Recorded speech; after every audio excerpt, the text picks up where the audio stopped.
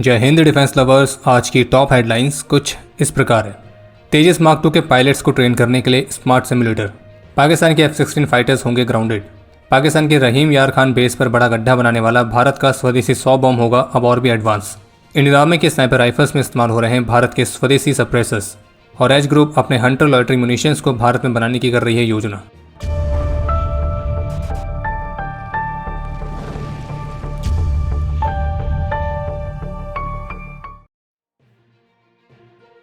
Latest reports के मुताबिक भारत के अपकमिंग तेजस मार्क 2 फाइटर जेट के लिए पायलट्स की जो ट्रेनिंग है वो मुख्य रूप से VR और AI सपोर्ट के साथ हाईटेक सिमुलेटर्स पर काफ़ी ज़्यादा निर्भर रहेगी, जो कि कॉस्ट को सेव करने के साथ साथ कन्वर्जन टाइम और रिस्क तो इसको भी कम करेगा। और तेजस मार्क 2 का जो अत्याधुनिक फ्लाइट सिमुलेटर है तो वो जेट के रियल कॉकपिट को काफ़ी क्लोजली मैच करेगा और इसे एक रियल फाइटर जेट के बिहेवियर की तरह ही फाइन ट्यून किया जाएगा, जिससे पायलट्स ग्राउंड पर रहते हुए भी फ्लाइंग और कॉम्बैट सिनेरियोज की प्रैक्टिस कर सकें। और इसमें कुछ कॉम्प्लेक्स मिशंस जैसे कि night flying, bad weather, enemy threats, तो इस तरह के सिनेरियो में भी बेहतरीन तरीके से ट्रेन करने के लिए इसमें फीचर्स रहेंगे। और इसमें इस्तेमाल किया गया जो AI है वो हर एक पायलट की परफॉर्मेंस को ट्रैक करेगा और उसकी ज़रूरत के हिसाब से, उसके फिट के हिसाब से ट्रेनिंग को एडजस्ट भी करेगा। और बाकी तेजस मार्क 2 को लेकर अभी तक जितने भी अपडेट्स आए हैं उनके मुताबिक तेजस मार्क 2 का जो पहला प्रोटोटाइप है वो इसी वर्ष के अंत तक रोल आउट किए जाने की उम्मीद है और इसकी पहली उड़ान अगले वर्ष यानी कि 2026 के पहले क्वार्टर तक होने की उम्मीद है। न्यूज़ 18 की रिपोर्ट के मुताबिक इंजन इश्यूज के चलते पाकिस्तान को अपनी US ओरिजिन के F-16 फाइटर जेट्स को फेस्ड आउट करना पड़ सकता है। और इंजन के लगातार रिलायबिलिटी इश्यूज के कारण ही पाकिस्तान की जो F-16 फाइटर्स की फ्लीट है तो वो सही तरीके से ऑपरेशनल भी नहीं हो पा रही है। और जबकि F-16 फाइटर्स वही हैं जिन्हें काफ़ी लंबे समय से पाकिस्तानी एयरफोर्स की बैकबोन की तरह कंसिडर किया जाता था, लेकिन इसमें जो इंजन्स इस्तेमाल होते हैं तो पिछले 3 वर्षों से लगभग दर्जन भर से अधिक इंजन्स को रिजेक्ट किया गया है, मुख्य रूप से उनकी तकनीकी खामियों के कारण, उसमें आए वियर एंड टियर के कारण और स्पेयर पार्ट्स की भारी कमी के कारण। और ये भी कहा गया कि OEM स्पेयर पार्ट्स की सप्लाई और एक्सपोर्ट को कंट्रोल करने वाले अमेरिका के जो सख्त कानून हैं तो उनके कारण ये जो रिलायबिलिटी क्राइसिस है ये और भी बढ़ते जा रहा है। और हाल ही के फाइनेंशियल कंडीशंस के कारण US की फॉरेन मिलिट्री सेल्स वाले प्रोग्राम के तहत पेमेंट करने में या तो देरी हुई है या फिर उन्हें स्थगित कर दिया गया है, जिसके चलते पाकिस्तान के लिए मेंटेनेंस किट्स और क्रिटिकल इंजन कंपोनेंट्स की डिलीवरी रोक दी गई है। और इसी वजह से पाकिस्तान को अपने एकमात्र proven advanced all weather multi role fighter jet को अब ग्राउंडेड करने की जरूरत पड़ सकती है और उनकी जो ऑपरेशनल डिप्लॉयमेंट होगी वो बहुत ही लिमिटेड होगी। और बाकी अमेरिका द्वारा जो पाकिस्तान पर इनफ्लेक्सिबल रिस्ट्रिक्शंस लगाए गए, चाहे वो इन फाइटर जेट्स के इस्तेमाल को मॉनिटर करना हो या फिर रिप्लेसमेंट पार्ट्स के फ्लो को स्ट्रिक्टली रेगुलेट करना हो, तो ये भी बड़ा कारण है पाकिस्तान के इस F-16 के ग्राउंडेड होने का। और इसी रिपोर्ट के मुताबिक अभी हाल ही में अमेरिका और पाकिस्तान के बीच जो एग्रीमेंट हुआ है तो उसमें यह भी तय हुआ है कि पाकिस्तान के जो F-16 है वो अमेरिका की काफ़ी करीबी निगरानी में रहेंगे और उन्हें केवल उन्हीं डेजिग्नेटेड बेसिस से ऑपरेट किया जाएगा जहाँ से अमेरिका कहेगा। और तो और वो किस भूमिका में इस्तेमाल होंगे तो उसको भी काफ़ी रिस्ट्रिक्ट किया गया है। और इसके चलते अब पाकिस्तान को मजबूरी में जंग फाइटर 17 पर निर्भर होना पड़ रहा है, लेकिन जो जंग फाइटर 17 है तो उसमें भी लगातार मेंटेनेंस और स्पेयर पार्ट इश्यूज बने हुए हैं और उसका बड़ा कारण है इसमें इस्तेमाल होने वाले रशियन इंजन्स। और तो आप जानते हैं कि रशिया पर सैंक्शंस लगे हुए हैं। हालांकि पाकिस्तान के पास लिमिटेड नंबर्स में चाइना के नए J-10C फाइटर्स हैं, लेकिन वो फाइटर्स भी कुछ खास काम पाकिस्तान के अभी तक नहीं आए हैं। और भले ही J-10C को लेकर पाकिस्तान और चाइना ने हाल ही में एक प्रोपेगेंडा रन किया था कि कैसे उनके फाइटर जेट ने भारत के रफाल को शॉट डाउन किया है, पर उन दावों को साबित करने के लिए अभी तक कोई भी स्ट्रॉन्ग एविडेंस नहीं दिए गए। और हाल ही में रॉयटर्स की तरफ से भी ऐसी एक रिपोर्ट निकाली गई थी, लेकिन आपको ये नहीं भूलना चाहिए कि वही रॉयटर्स है जिसने अभी कुछ ही दिन पहले ये भी क्लेम किया था कि अमेरिका के चलते भारत ने रशिया से ऑयल के इंपोर्ट को रोक दिया है, जो कि फेक न्यूज़ थी। और बाद में गवर्नमेंट ऑफिशियल ने क्लियर कर दिया था कि भारत रशिया से ऑयल लेना जारी रखेगा। UAE फर्म एज ग्रुप अपनी हंटर सीरीज के लॉयटरिंग म्यूनिशंस की भारत में ही मेक इन इंडिया इनिशिएटिव के तहत लोकल मैन्युफैक्चरिंग करने की योजना बना रही है। और ये लॉयटरिंग म्यूनिशंस जो कि भारत में बनेंगे तो इन्हें भारत के साथ साथ ग्लोबल मार्केट में पिच किया जाएगा।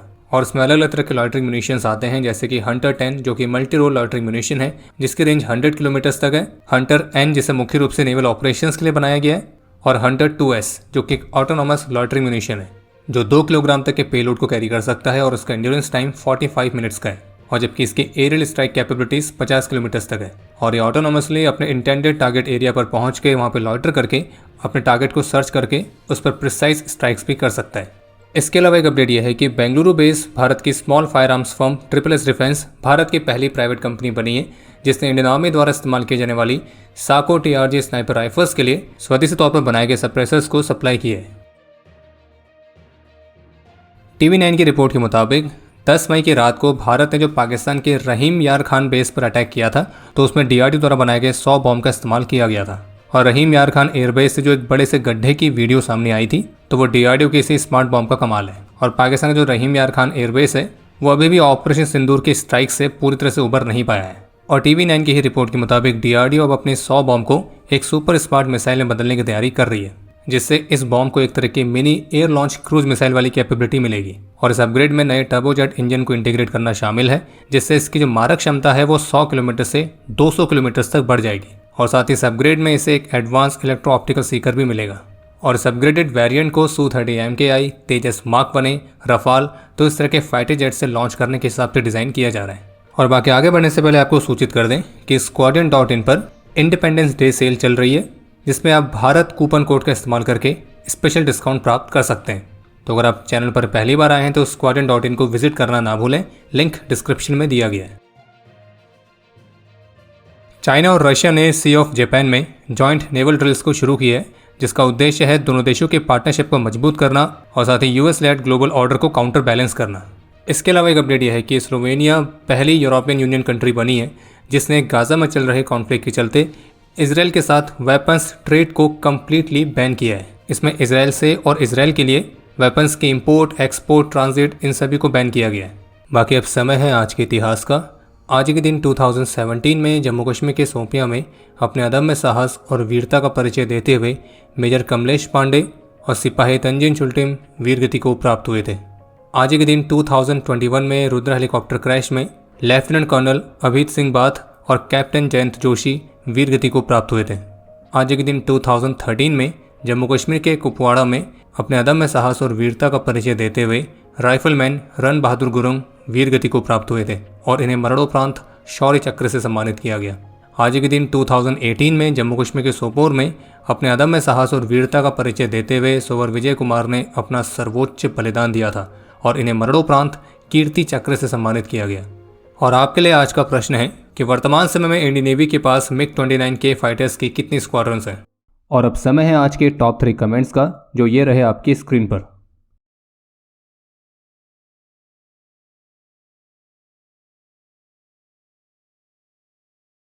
उम्मीद है आपको आज का एपिसोड पसंद आया होगा। पसंद आया तो वीडियो को लाइक करना ना भूलें। आपके कोई भी सुझाव या सवाल हो तो उसके लिए कमेंट सेक्शन ओपन है। और अगर आप डिफेंस रिलेटेड और भी एक्सक्लूसिव कंटेंट में दिलचस्पी रखते हैं तो आज ही प्ले स्टोर से डिफेंस स्क्वाड की सुपर ऐप को डाउनलोड करना ना भूलें। और अगर आप चैनल पर पहली बार आए हैं तो Squadron.in पे जाके हमारे नए डिज़ाइंस को भी चेकआउट जरूर करें। बाकी जल्द मिलेंगे नए एपिसोड के साथ। तब तक के लिए जय हिंद, जय भारत।